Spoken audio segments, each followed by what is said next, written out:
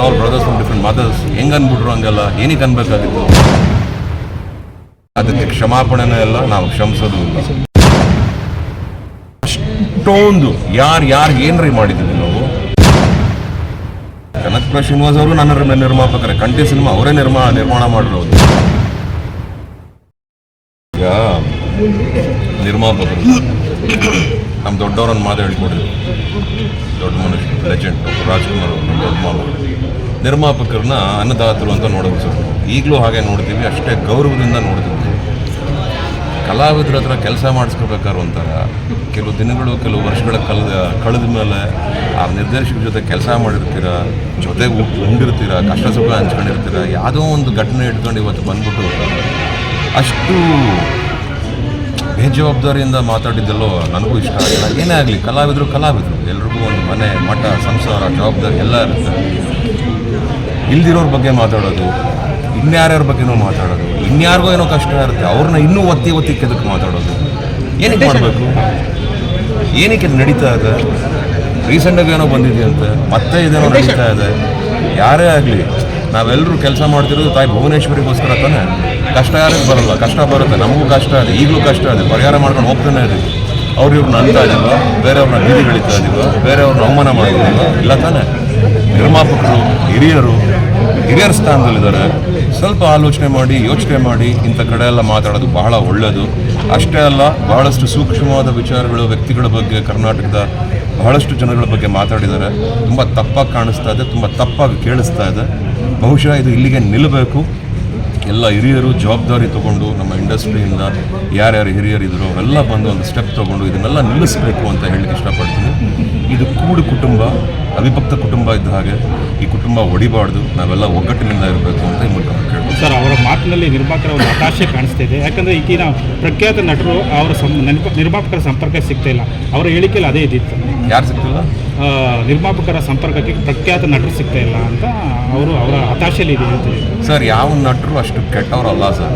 ನಿರ್ಮಾಪಕರನ್ನು ಮಾತಾಡಬೇಕು, ಟಚ್ಗೆ ಬರಬೇಕು, ಕತೆ ಹೇಳಬೇಕು, ಅಥವಾ ಏನಾದ್ರು ವಿಷಯ ಮಾಡಬೇಕು, ವಿಚಾರ ಮಾತಾಡ್ಬೇಕಾದ್ರೆ ಯಾವ ನಟರು ಕೆಟ್ಟವರಲ್ಲ, ಯಾವ ಟೆಕ್ನಿಷಿಯನ್ಸು ಅಷ್ಟು ಕೆಟ್ಟವರಲ್ಲ ಸರ್. ಎಲ್ರಿಗೂ ಟೈಮ್ ಮಾಡ್ಕೋತಾರೆ. ಕಮ್ಯುನಿಕೇಷನ್, ನೆಟ್ವರ್ಕಿಂಗ್ ಹೇಗೆ ಸಿಗಬೇಕು, ಯಾರ ಹತ್ರ ಮಾತಾಡಬೇಕು ಅನ್ನೋದು ಒಂದು ಕಲ್ತ್ಕೊಂಡ್ಬಿಟ್ರೆ ಎಲ್ಲರೂ ಸಿಗ್ತಾ ಇದೀವಲ್ಲ ಸರ್. ಇದು ಎಲ್ಲೆಲ್ಲಿ ಯಾವುದೋ ಒಂದು ವಿಚಾರನ ತೊಗೊಂಡು ಯಾರೇ ಆಗಲಿ ಸರ್, ಎಲ್ಲರೂ ನಾವೆಲ್ಲ ಕೊಲೀಗ್ಸ್, ನಾವೆಲ್ಲ ಅಣ್ಣ ತಮ್ಮಂದ್ರು, we are all brothers from different mothers. ಹೆಂಗೆ ಅನ್ಬಿಟ್ರು ಹಂಗೆಲ್ಲ ಏನಕ್ಕೆ ಅನ್ಬೇಕಾಗಿತ್ತು? ಕೇಳೋಕ್ಕೋ ಚೆನ್ನಾಗಿ ಕೇಳಿಸಲಿಲ್ಲ, ನೋಡ್ಬೇಕಾದ್ರೂ ಸ್ವಲ್ಪ ಇಷ್ಟ ಆಗಲಿಲ್ಲ. ಕೆಲವು ಸೂಕ್ಷ್ಮವಾದ ವಿಚಾರಗಳು, ಸೂಕ್ಷ್ಮವಾದ ವ್ಯಕ್ತಿಗಳ ಬಗ್ಗೆ ಸೂಕ್ಷ್ಮವಾಗಿ, ಬಹಳ ಗಂಭೀರವಾಗಿ, ತುಂಬ ಆಲೋಚನೆ ಮಾಡಿ ಮಾತಾಡುವಂಥ ವಿಚಾರಗಳನ್ನ ತುಂಬ ದುರುಪಯೋಗ ಪಡಿಸ್ಕೊಂಡು ತಮಗೆ ಸಿಕ್ಕಂಥ ಒಂದು ಅವಶ್ಯಕತೆ ಅನ್ಕೋತೀನಿ, ಅದನ್ನು ತುಂಬ ದುರುಪಯೋಗ ಪಡಿಸ್ಕೊಂಡು ಮಾತಾಡಿದ್ದಾರೆ ಅಂತ ಅನ್ನಿಸ್ತಾ ಇದೆ. ಅದು ನಡಿಬಾರ್ದು ಸರ್. ಅಪ್ಪು ವಿಚಾರ ಬಗ್ಗೆ ಕೂಡ ಪ್ರಸ್ತಾಪ ಮಾಡಿದ್ರು ಪುನೀತ್ ರಾಜ್ಕುಮಾರ್ ವಿಚಾರ. ಅದಕ್ಕೆ ಕ್ಷಮಾಪಣೆನೇ ಇಲ್ಲ, ನಾವು ಕ್ಷಮಿಸೋದು ಇಲ್ಲ. ಅದು ನಮ್ಗೆ ಇಷ್ಟನೂ ಆಗಿಲ್ಲ. ದೊಡ್ಡ ಮನೆ ಬಗ್ಗೆ ಮಾತಾಡೋಂಥ ಹಕ್ಕು, ನೈತಿಕತೆ ಯಾರಿಗೂ ಇಲ್ಲ. ಏನೇ ಆಗಿರಲಿ, ಮಾಡಿದ ತಪ್ಪು, ಅದು ಅನ್ಯಾಯ. ಅಷ್ಟೊಂದು ಯಾರಿಗೆ ಏನ್ರಿ ಮಾಡಿದ್ದೀವಿ ನಾವು. ಇಷ್ಟು ವರ್ಷದಿಂದ ಇಂಡಸ್ಟ್ರಿಗೋಸ್ಕರ, ಅಭಿಮಾನಿಗಳಿಗೋಸ್ಕರ ಸಿನಿಮಾ ಮಾಡ್ಕೊಂಡೇ ತಾನೇ ಬದುಕ್ತಾ ಇದೀವಿ, ಸಿನಿಮಾಯಿಂದನೇ ತಾನೇ ಬದುಕ್ತಾ ಇದೀವಿ. ಇಲ್ಲಿ ಕಷ್ಟನೋ ಸುಖನೋ ಇಲ್ಲೇ ಮುಳುಗ್ತೀವಿ, ಇಲ್ಲೇ ಎದ್ದೇಳ್ತಾ ಇದೀವಿ, ಇಲ್ಲೇ ಬದುಕ್ತಾ ಇದೀವಿ, ನಿಮ್ಮ ಮಡ್ಲಲ್ಲೇ ಇದ್ದೀವಿ. ಇವರು ನಮ್ಮ ನಿರ್ಮಾಪಕರೇ, ಕನಕಪುರ ಶ್ರೀನಿವಾಸ್ ಅವರು ನನ್ನ ನಿರ್ಮಾಪಕರೇ, ಕಂಠಿ ಸಿನಿಮಾ ಅವರೇ ನಿರ್ಮಾಣ ಮಾಡಿರೋದು. ನನಗೊಂದು 2-3 ಥರ ಸಿಗಬೇಕಾಯಿತು, ಸಿಕ್ಕಿದ್ದೀವಿ, ಮಾತಾಡಿದ್ವಿ. ಬಟ್ ಯಾಕೆ ಕನಕಪುರ ಶ್ರೀನಿವಾಸ್ ಅವರು ಈ ಥರ ಮಾತಾಡಿದ್ರು ಅನ್ನೋದೇ ನನಗೂ ಮನಸ್ಸಿಗೆ ಬೇಜಾರಾಗ್ತಿರೋದು. ಮಾತಾಡಿದ ತಪ್ಪು, ತುಂಬ ತಪ್ಪು. ಹಲವಾರು ಜನದ ಬಗ್ಗೆ ಮಾತಾಡಿದರೆ ನನಗೆ ಯಾವುದೂ ಇಷ್ಟ ಆಗಿಲ್ಲ. ಆ ವಿಚಾರದಲ್ಲಿ ನಾವು ಕ್ಷಮಾಪಣೆ ಅಂತೂ, ನಾವು ಕ್ಷಮಿಸೋ ಅಷ್ಟು ದೊಡ್ಡವರಂತೂ ಅಲ್ಲ ಸರ್. ಹೇಳ್ತೀವಿ ಚಿತ್ಕೊಳ್ಳಿ ಅಂತ ಹೇಳ್ಬೋದು. ಕ್ಷಮಿಸೋಕೆ ನಾನು ಯಾರು ಸರ್ ಕ್ಷಮಿಸೋಕ್ಕೆ? ಅಭಿಮಾನಿಗಳು ನೋಡ್ಕೋತಾರೆ, ಅವ್ನು ನೋಡ್ಕೋತಾನೆ ಅಂತ ಹೇಳ್ತೀವಿ ಸರ್. ಪಾರ್ವತ ರಾಜ್ಕುಮಾರ್ ಆಗಲಿ, ಅಂಬರೀಷ್ ಅವರಿದ್ದಾಗಲಿ ಈ ಥರ ಹೇಳಿಕೆಗಳು ಬರ್ತಾ ಇಲ್ಲ. ಅವರು ಇಲ್ಲದ ಕಾಲದಲ್ಲಿ ಈ ಥರ ಕನ್ನಡ ಚಿತ್ರದಲ್ಲಿ ಯಾರು ಏನೋ ಒಂದು ಮುಖ್ಯಸ್ಥರು ಯಾರು ಇಲ್ಲ, ಈ ಕಾರಣದಿಂದ ಈ ಥರ ಹೇಳಿಕೆಗಳು ಬರ್ತಾ ಇದೆ ಅಂತ. ಮನೇಲಿ ದೊಡ್ಡ ಸಂಸಾರ ಇದ್ದಾಗ ಹಿರಿಯರು ಹೇಳಿದಾಗೆ ನಡೀತಾ ಇತ್ತಂತೆ. ಅದೇ ಮನೆಯಲ್ಲಿ ಹಿರಿಯರೆಲ್ಲ ಹೋದ್ಮೇಲೆ ಯಾರ್ಯಾರು ಏನೇನು ಹೇಳ್ತಿದ್ದಾರೆ ಅಂತ ಗೊತ್ತಾಗದೆ ಕೆಲವು ವಿಷಯಗಳು ಆಗೋಗ್ಬಿಡುತ್ತಂತೆ. ಇದು ಮನೆಗಳಲ್ಲಿ ನಡೆಯುವಂಥ ವಿಚಾರ. ಸೊ ಇದು ಹಾಗೆ ದೊಡ್ಡ ಮನೆ, ಹಿರಿಯರು ಕೆಲವರು ಇಲ್ಲ, ಇನ್ನೊಂದಷ್ಟು ಜನ ಜವಾಬ್ದಾರಿ ತೊಗೊಂಡಿದ್ದಾರೆ. ಅವ್ರ ಕಿವಿಗೆ ಇದೆಲ್ಲ ಬಿದ್ದಿದ್ದೋ ಇಲ್ವೋ ಇನ್ನೂ ಗೊತ್ತಿಲ್ಲ, ಅವರೆಲ್ಲ ಗಮನ ಹರಿಸ್ತಾ ಇದ್ದಾರೆ. ಇದೆಲ್ಲ ಇವತ್ತಿಗೆಲ್ಲ ಕೊನೆ ಆಗುತ್ತೆ ಇಂಡಸ್ಟ್ರಿ ಅಂತ ನಾನು ಸಹ ಅಂದ್ಕೊಂಡಿದ್ದೀನಿ.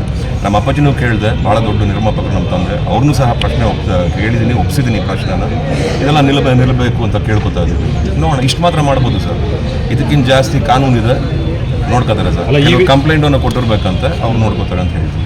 ಅಲ್ಲ, ಈ ವಿಚಾರ ವಾಣಿಜ್ಯ ಮಂಡಳಿ ಕೂಡ ಹೋಗಿದೆ. ಹೌದು, ಹೋಗಿದ್ದು ಅವ್ರು ನೋಡ್ಕೋತಾರೆ. ಈಗ ಅವ್ರು ಏನು ಮಾಡಬೇಕು ಅಂತ ಅವ್ರಿಗೆ ಗೊತ್ತಿರುತ್ತೆ. ಇದಕ್ಕಿಂತ ಜಾಸ್ತಿ ನಾನು ಮಾತಾಡಲ್ಲ ಸರ್, ಯಾಕಂದರೆ ನನಗೆ ಅದ್ರ ಬಗ್ಗೆ ಮಾತಾಡೋಕ್ಕೂ ನನಗೆ ಅಷ್ಟು ಇಷ್ಟನೂ ಇಲ್ಲ, ಒಂಥರ ಬೇಜಾರು ಆಗ್ತಿದೆ. ಸೊ ಅವ್ರಿಗೆ ಗೊತ್ತಿರಬೇಕು ಸರ್, ಅವ್ರು ಹಿರಿಯರು, ಒಳ್ಳೆದಾಗೆ.